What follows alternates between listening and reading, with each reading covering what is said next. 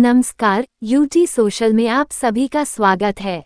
Dadra Nagar Haveli Congress party की तरफ से आज खानवेल के खुटली में संविधान बचाओ अभियान जनसभा का आयोजन किया गया था, जिसमें दादरा नगर हवेली एवं दमन दीव तथा गोवा के कांग्रेस प्रभारी Manik Rao Thackeray, all India Congress party के आदिवासी सेल के राष्ट्रीय अध्यक्ष विक्रांत भूरिया, आईसीसी कांग्रेस के डॉक्टर अंजलि निम्बालकर के अलावा दानहा कांग्रेस अध्यक्ष प्रभु टोकिया तथा अन्य पदाधिकारी के अलावा सैकड़ों की तादाद में कार्यकर्ता उपस्थित रहे, जहां वक्ताओं ने दादरा नगर हवेली में संविधान बचाओ अभियान का बिगुल फूंका और प्रशासन द्वारा आदिवासी समाज के साथ हो रहे अत्याचार के खिलाफ लड़ाई शुरू करने का ऐलान भी किया।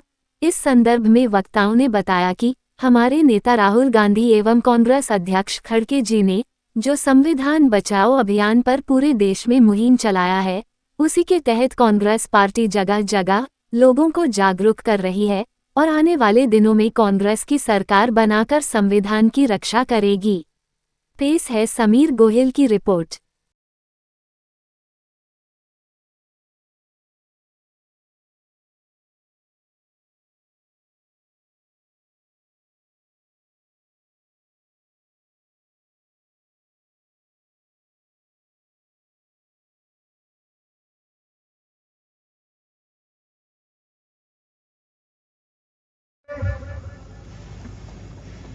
लड़ेंगे जीतेंगे, जीतेंगे, लड़ेंगे जीतेंगे।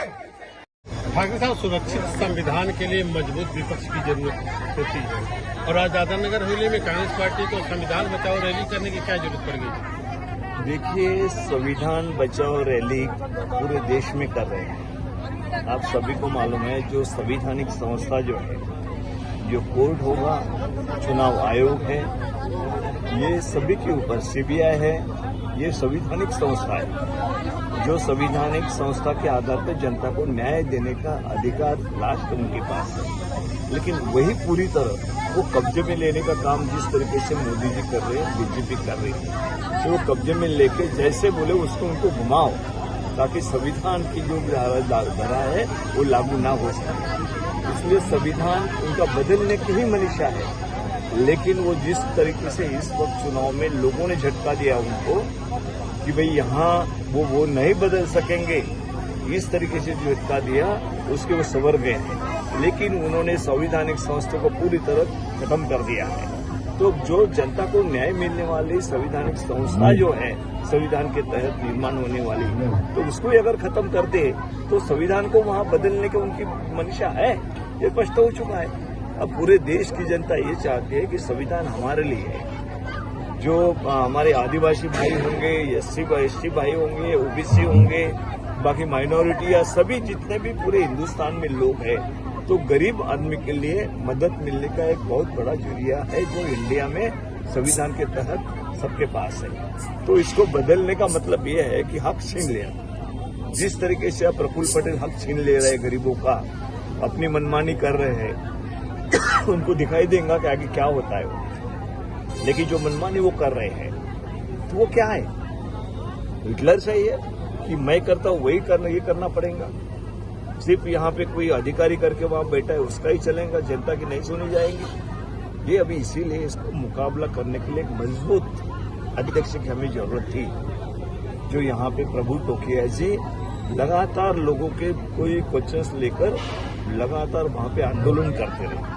ऐसे व्यक्ति के साथ यहाँ पे पूरी कांग्रेस खड़ी है, पूरे देश की कांग्रेस खड़ी है और उनको जिम्मेदारी दी हुई है हमने कि उन्होंने आगे बढ़ना चाहिए। जो गरीबों की समस्या है, जो समाज की समस्या है, उनके पीछे उन्होंने खड़ा होकर वो छुड़ाने की कोशिश करना चाहिए। और बहुत ही दमदार मजबूत एक नेतृत्व कांग्रेस पार्टी को यहाँ पे दादरा नगर हवेली में मिला है राज्य के अध्यक्ष को।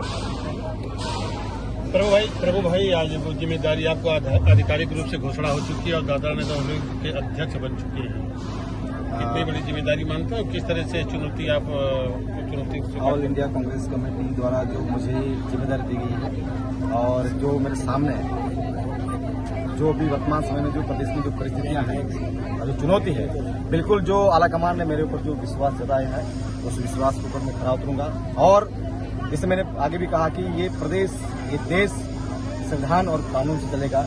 अधिकारियों की तानाशाही और मनमानी, और हम आने वाले समय में एज अ विपक्ष की जिम्मेदारी क्या होती है, वो तमाम जिम्मेदारी हम और यहाँ के जो प्रदेश के आदिवासी समाज हो, SC, ST, OBC, माइनॉरिटी, शोषित, वंचित, गरीब, प्रत्येक वर्ग जो कांग्रेस पार्टी पूरे समाज को लेकर चलने वाली पार्टी है, सबके जो प्रश्न है, जिनको जो समस्या है, उस समस्या को निराकरण करने के लिए हम तमाम प्रयास करेंगे।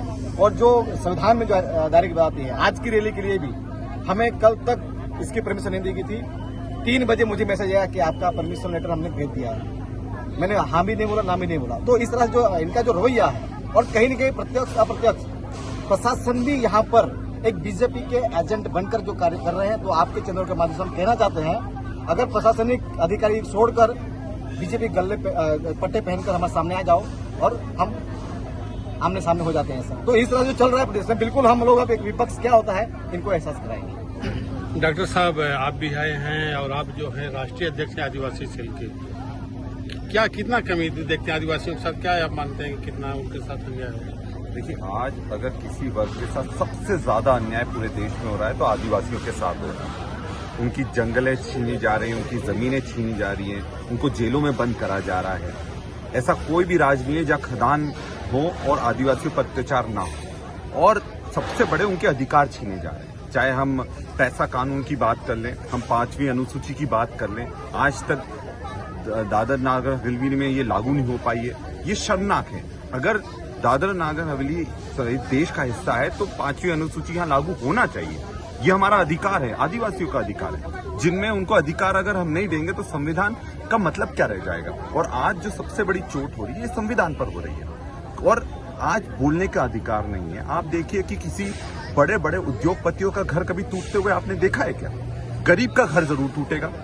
बड़े बड़े उद्योगपतियों को जेल में जाते देखा है क्या? गरीब पर जेल में जरूर जाएगा।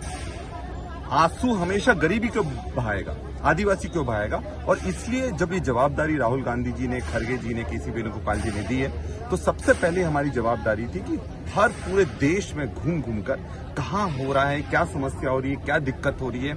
और मैं आपको विश्वास दिलाता हूं कि ये शुरुआत है। और जब यहाँ पर एक जबरदस्त आंदोलन खड़ा हम करेंगे, राहुल गांधी जी भी आएंगे, हमारा साथ देंगे पूरी ताकत से। वो हर वर्ग के साथ खड़े हुए हैं, चाहे वो दलित हो, आदिवासी हो, पिछड़ा हो, गरीब सामान्य वर्ग हो। और हम लोग सबकी लड़ाई लगातार लड़ने का हमने ये जो बिगुल फूंक दिया है, अब हम रुकने वाले नहीं हैं। आगे किया जा रहा है। और आज आप भी जो है यहाँ पर आई हैं, इस सभा को संबोधित की हैं। किस तरह से यहाँ पर कांग्रेस संवैधानिक हक दिलाने की बात कर रही है? पहले तो मैं आपको ये कहना चाहूँगी कि हमें महिला करके आगे नहीं किया गया है। हम सक्षम हैं, हम उतनी ही ताकत के साथ लड़ सकते हैं, इसीलिए हमें आगे करके दूसरी जो महिलाएं हैं, जैसे आदिवासी हो, पिछड़े वर्ग की हो, या कोई भी इंसान हो जिसको संवैधानिक हक नहीं मिल रहा है, उनको वो संवैधानिक हक मिलने के लिए जो हमारे नेता लड़ रहे हैं आज पार्लियामेंट में, खड़गे जी हो, राहुल गांधी जी हो, उनका साथ देने के लिए हम सभी युवा वर्ग हो, महिला वर्ग हो, सभी साथ देने के लिए उनका रास्ते पे उतर के लोगों को ये बताने के लिए हर जगह जा रहे हैं कि हम संवैधानिक रूप से, तानाशाही नहीं, संवैधानिक रूप से आपके साथ आपकी लड़ाई लड़ने के लिए रास्ते पे आए हैं और रास्ते पे उतरेंगे।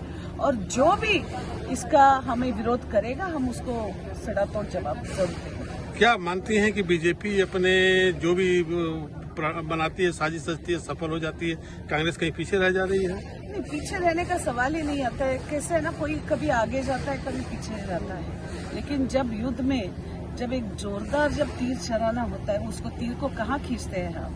पीछे ही तो खींचते हैं।